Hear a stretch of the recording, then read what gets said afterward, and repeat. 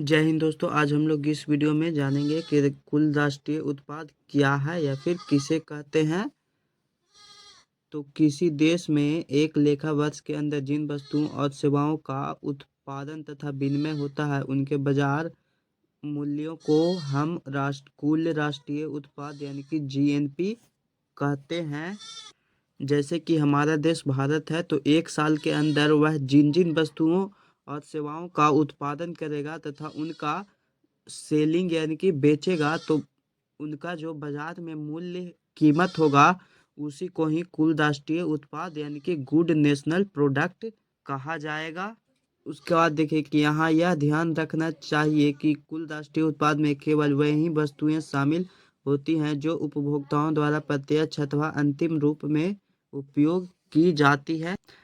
यानी कि कुल राष्ट्रीय उत्पाद में वही सब वस्तुएं रखा जाता है जिनका उपयोग करता यानी कि जो उपयोग करते हैं वो प्रत्यक्ष रूप से उपयोग कर ले और उसके बाद उसका कोई भी उपयोग ना करे, तो वैसे वस्तुओं को ही कुल राष्ट्रीय उत्पाद में रखा जाता है। जैसे कि उदाहरण के लिए आप लोग देख सकते हैं कि कपड़ा अंतिम वस्तु है जिसका उपभोग के लिए प्रत्यक्ष रूप से प्रयोग किया जाता है। यानी कि जो कपड़ा मार्केट में बिकता है उसका हम लोग पहनकर यूज कर लेते हैं, उसके बाद उसका कोई भी उपयोग करता नहीं बचता है। जबकि कपास या सूत अंतिम वस्तु नहीं है, क्योंकि कपास होता है उसका भी उपयोग किसी न किसी रूप में और भी उसका उपयोग किया जा सकता है, इसीलिए वह कुल राष्ट्रीय उत्पाद में सम्मिलित नहीं है।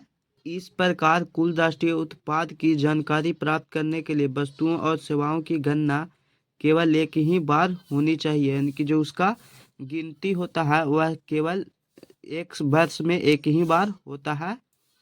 दूसरी ध्यान देने की बात यह है कि कुल राष्ट्रीय उत्पाद में केवल चालू वर्ष में उत्पादित वस्तुओं और सेवाओं का मूल्य ही शामिल रहता है। यानी कि जिस वर्ष हम कुल राष्ट्रीय उत्पाद में सम्मिलित वस्तुओं का गणना करेंगे उसी वर्ष में ही उसका मूल्य भी शामिल होना चाहिए। ऐसा नहीं कि हम लोग गिनती कर रहे हैं उसके मूल्य का किसी और वर्ष का और वह जो चल रहा है वर्ष हमारा वह कोई और है, तो ऐसा नहीं होना चाहिए।